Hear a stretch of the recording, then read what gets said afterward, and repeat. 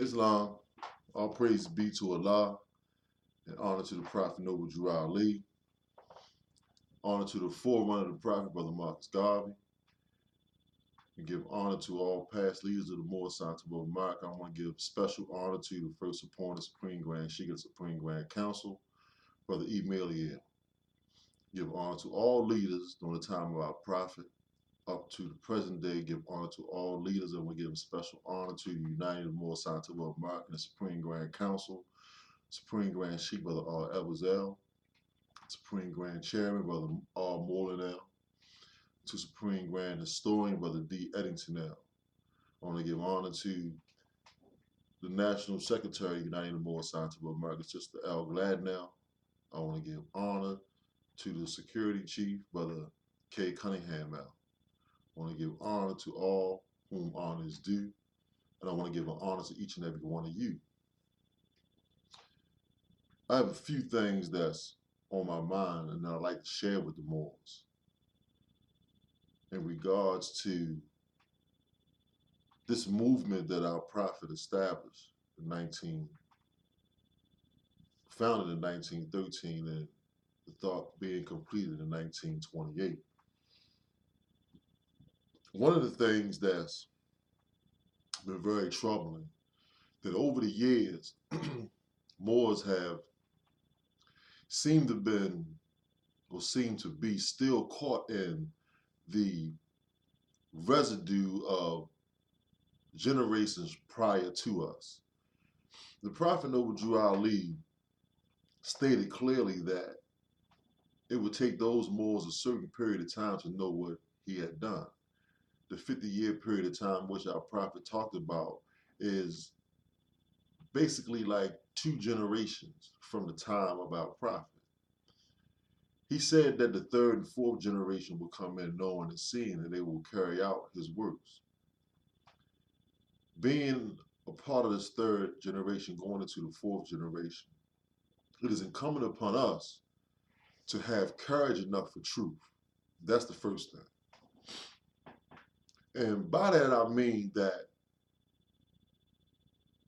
the Prophet Noble Drew Ali stated clearly where the authority of this organization comes from, where it derives its power and authority, being the great Quran of Muhammad.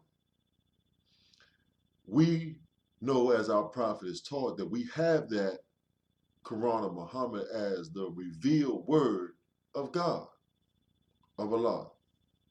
So in knowing that, and our Prophet saying that the organization derives its power and authority from that book, in essence, what our Prophet is saying, that the Moorish side of America derives its power and authority from the great God Allah.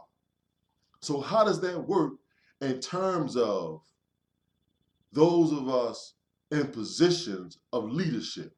Well, one of the things the Prophet said in the Holy Quran of the Moorish side of America, that leaders are chosen and raised up to the station of being a leader by his or her equals. That's the first thing. And then he lays out all the responsibilities of the leader and all the responsibility of those who follow that leader. He sets the principles out by which they both should conduct themselves. And it is also the standard by which leaders are determined, or effective leaders are determined in this national or this divine and national movement. It seems as though other criteria is being placed upon having the authority to teach this doctrine and to lead a group of Moors in this doctrine, when in fact the criterion has been set by our Prophet. So when I say that those of us today in this 3rd generation going into this 4th generation have to have courage enough for truth, we have to have courage enough to stand on what it is that our Prophet told us and taught us, and move forward on that without any concern as to what anybody has to say about some paper that they may dangle in front of you.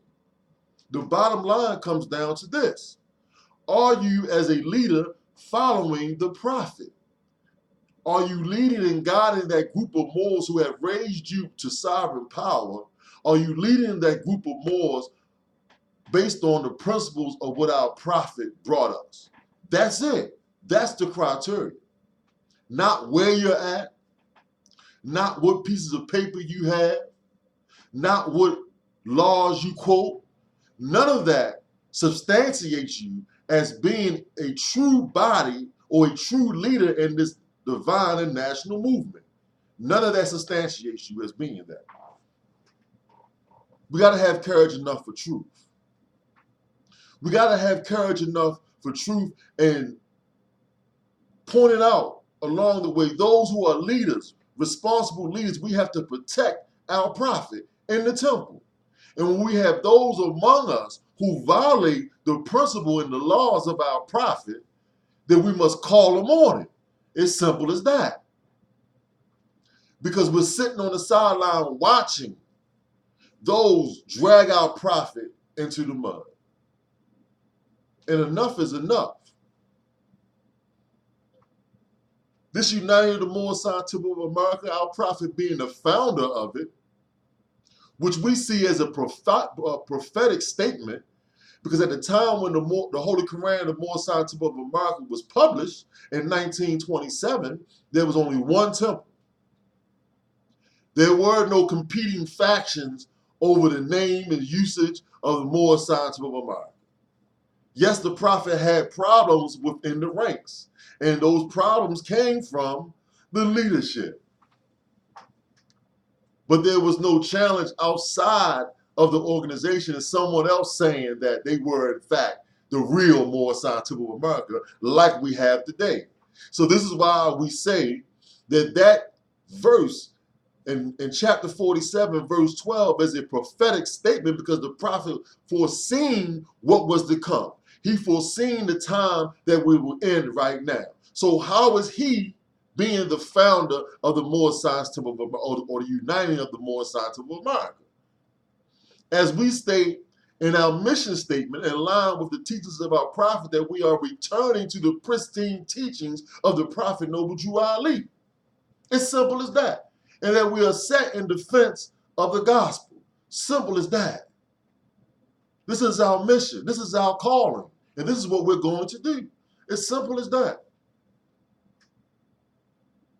And we're not asking permission for it, and we're willing to work with any Moors who are striving to follow our prophet and not drag his name in the mud.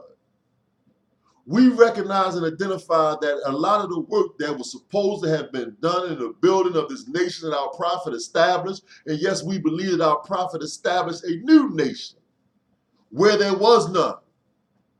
Because there was as a group of people, we were answering up to the names that alluded to slavery. Those names being Negro, Black, Colored, Ethiopian, etc. So he had to establish a nation where there was none, because we had been stripped of all evidence of where we had come from, and our language, our names, etc. All those things have been stripped.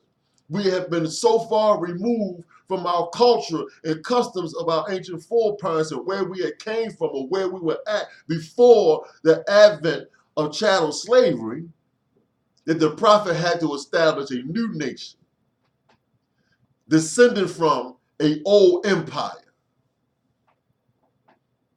So he is the father of the Moorish nation.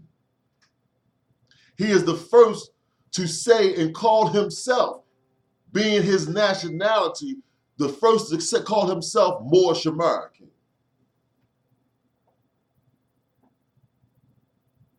He is the first to teach the Islamic creed to our people here on the Northwest Shores.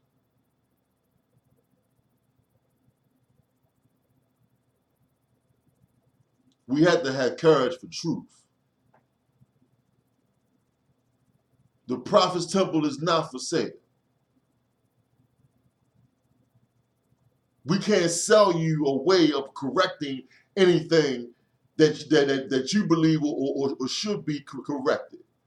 Our status as citizenship, that has to be done collectively, as the so-called, as the Hispanic people have done. They collectively got together, various different groups of Spanish-speaking people got together as one as one. They got together and they determined what they would be called.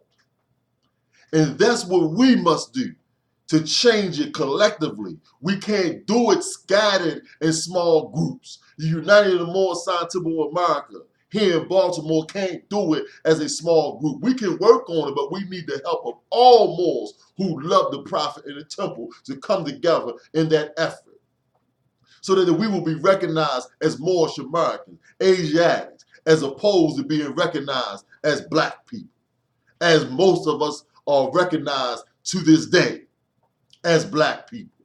Yes, we must obey the law and proclaim meaning make it known. But when we collectively proclaim our nationality as a body, collective, we will be able to change how we are recognized by this government and by those in this government.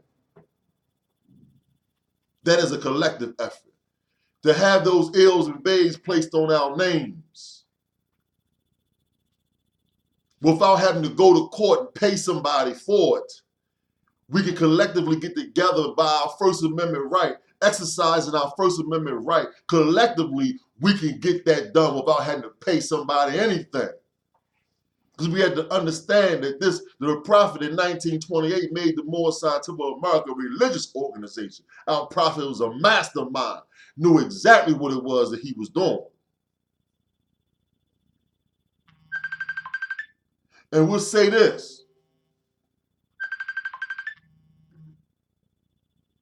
that we welcome any Moors who for whatever reason may have a problem with any other body of Moors. We would welcome any Moors to come and join with us. But understand in joining with us that we shun no brother or sister that is not a part of this body, that follow our prophet. If Allah is their God, Noju Ali is their prophet, the Holy Quran is their holy book, the divine constitution and bylaws is the law by which they govern themselves, and the additional laws in the Quran questions, those are our brothers and our sisters, irregardless of what we disagree on.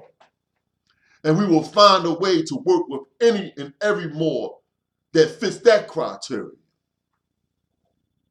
And of course, there's going to be problems along the way. Yes, because we come with a mixture of all different ideals and thoughts, some stemming as far back as 1929.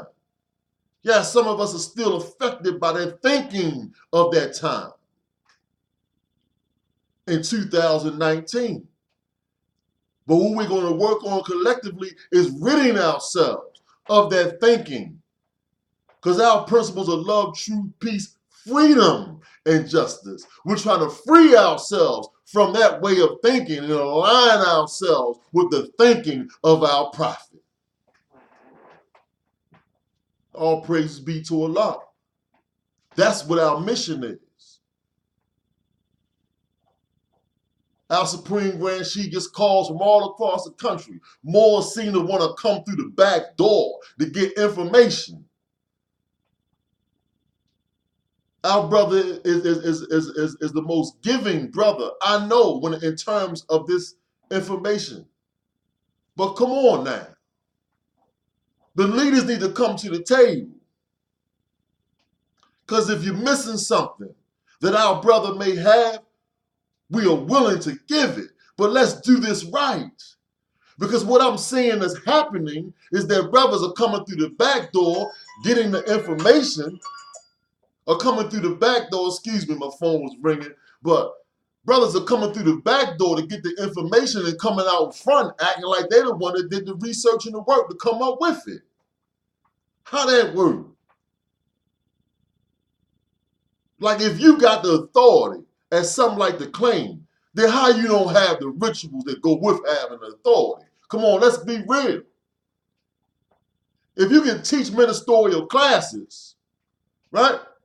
How is it that when I met you, you weren't a divine minister? What divine ministry course and taught by who did you get your accreditation from?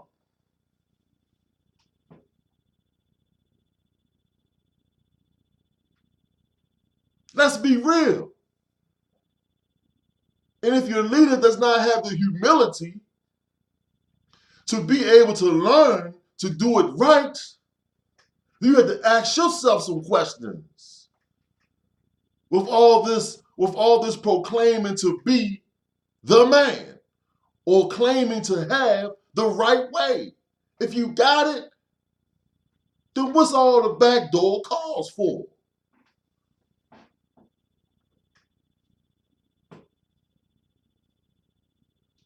All praises be to Allah. Just a little something that was on my mind that I wanted to take this time to express. There's more. There's much more. There's a lot of work to be done.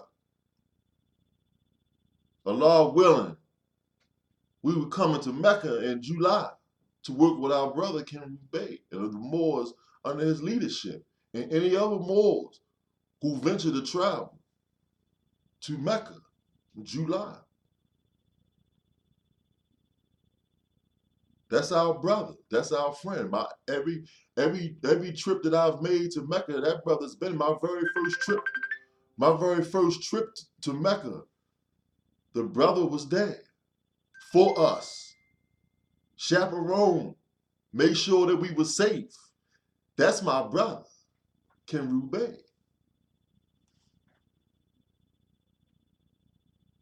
Didn't know me from anywhere. Knew our leader. You know, Brother Edwards L.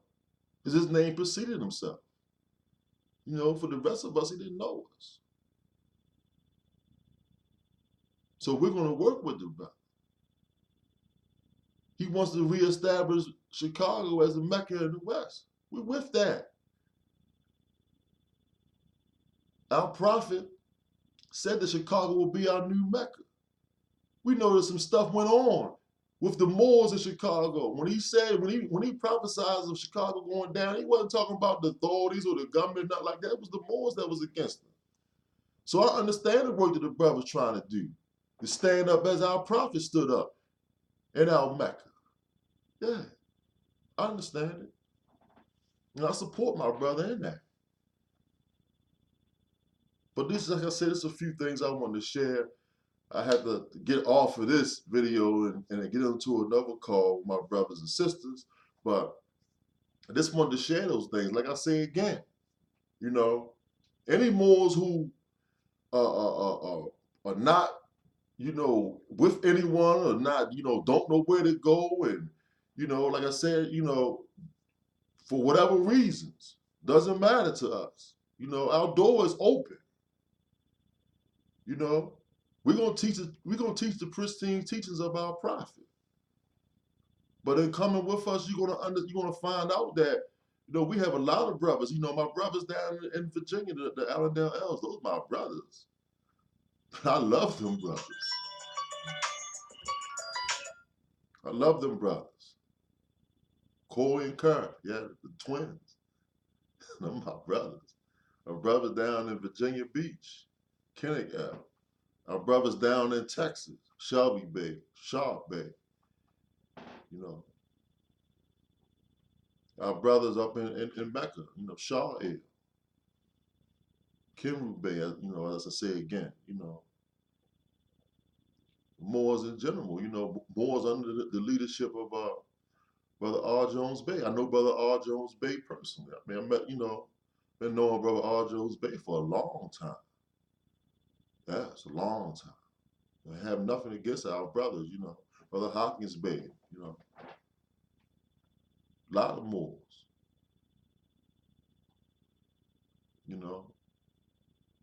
It's about giving honor where honor is due. A lot of Moors came through Grand Temple 13, you know, took some stuff with them, manifested some stuff that we shared with them. We give them honor, you know. All praises be to Allah. Just wanted to share that. I'll leave you as I came in peace. Peace and love.